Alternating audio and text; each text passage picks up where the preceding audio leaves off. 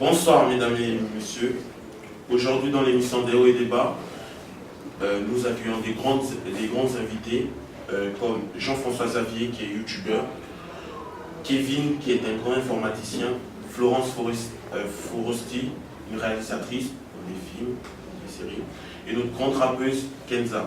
Aujourd'hui le thème dans des hauts et des bas est pour ou contre la libre diffusion des œuvres culturelles sur Internet. Notre grand rappeuse Kenza, vous êtes pour ou contre la libre diffusion des œuvres culturelles sur Internet? Je suis contre parce qu'en faisant ça, vous me mettez dans la dèche et si je vends mes CD gratuitement, je ne vais pas avoir d'argent. En fait, il y a des études qui ont prouvé que justement ça avait un effet plutôt nul, voire positif sur les ventes des musiques et des films. La plupart du temps, quand une œuvre est téléchargée illégalement, ça a tendance à créer une popularité autour de cette œuvre, ce qui a tendance à booster les ventes. Et parfois même les producteurs eux-mêmes ont tendance à mettre en ligne leurs œuvres gratuitement. Alors, Madame Florence Foresti, que pensez-vous des adolescents, adultes et des personnes âgées qui regardent vos films en streaming, donc gratuit, sur Internet? Vous êtes pour ou contre? Mais je suis contre parce que je fais des films, je dois être payée pour mes efforts. Et si on libère Internet complètement, mais les gens vont juste télécharger mes films gratuitement et ils seront où mes profits? D'accord. Alors, monsieur Jean-François Xavier, vous êtes youtubeur. Alors, vous êtes pour ou contre la libre diffusion des œuvres culturelles sur Internet? Je suis pour, parce que la culture est un bien public. Donc je ne vois pas trop pourquoi ce serait illégal. Ce serait absurde de nous en priver et de nous faire payer. D'accord. Alors, monsieur Kevin, vous qui êtes informaticien, vous n'avez pas pitié des gens qui, par exemple, Madame Kenza, qui elle est rappeuse, elle travaille toute la nuit pour enregistrer ses musiques, et vous le téléchargez illégalement. Vous n'avez pas pitié pour elle ou de la peine? Parce que c'est avec ça qu'elle se nourrit et elle vit de ça. Bien sûr, mais c'est pas comme si on lui retirait toutes ses subventions. Elle en gagne de l'argent, mais ça ne lui fait pas tellement perdre. Puis d'autres artistes, tels que même on peut citer Shakira, on n'a plus besoin de la présenter je pense, elle-même a dit que le téléchargement illégal lui donne, je cite, le sentiment que ça la rapproche de ses fans et des gens qui apprécient la musique. Elle a aussi dit que la musique était un don et que c'est ce que ça devrait être, un don. Oui, mais le problème c'est que Shakira, elle est connue dans le monde. Et elle vient à peine de rentrer dans le rap. Donc elle n'est pas encore vraiment connue. Donc pour qu'elle soit connue, il faut que des personnes achètent son CD. Comme ça, elle serait heureuse, pas juste le télécharger légalement. Justement, si dans le début c'est assez difficile et devenir populaire, ça se fait pas en un claquement de doigts. Si les gens doivent payer en plus pour pouvoir écouter quelque chose de nouveau qu'ils ne connaissent pas, ça les dissuade un peu. S'ils peuvent y accéder gratuitement, ça ne leur pose pas de problème et ils vont écouter. Et s'ils aiment, eh ben là, ça les poussera à acheter. Comme par exemple Irma qui a commencé par une vidéo YouTube de sa première chanson, qui a fait le buzz. D'accord. Donc une dernière question pour M. Jean-François Xavier. Donc vous êtes pour que des personnes téléchargent vos vidéos gratuitement, sans payer quoi que ce soit? En fait, ils n'ont pas besoin de les télécharger, ils peuvent les visionner quand ils veulent sur YouTube. Ah d'accord, sur YouTube.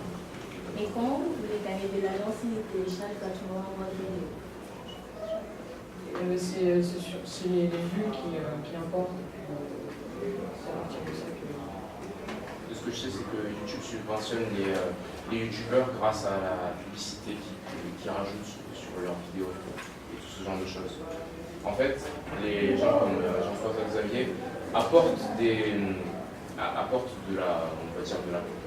la popularité au site internet et ceux est récompensé par un salaire qui est relatif au nombre de visionnages qu'il engendre. D'accord.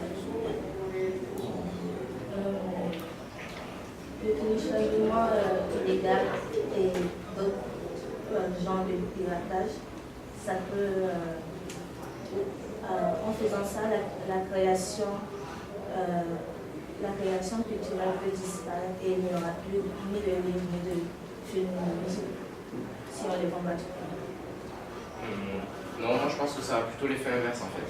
Le téléchargement illégal rend la culture accessible aux gens qui n'ont pas forcément les moyens de se l'acheter. Et puis pour ce qui est entre les droits de l'auteur qui sont quand même c'est bien privé à lui-même et ce que les gens ont enfin le droit de l'accès à la culture des gens, Victor Hugo a lui-même dit: si l'un des deux droits, le droit de l'écrivain et le droit de l'esprit humain, devait être sacrifié, ce serait certes le droit de l'écrivain, car l'intérêt public est notre préoccupation unique, et tous, je le déclare, doivent passer avant nous. D'accord. En conclusion, Madame Florence Forti, qu'est-ce que vous voulez ajouter quelque chose? Je pense que c'est une violation des droits d'auteur. Je pense que c'est absurde. J'ai le droit d'être payé pour mes efforts, comme je l'avais dit avant. Et je pense que même pour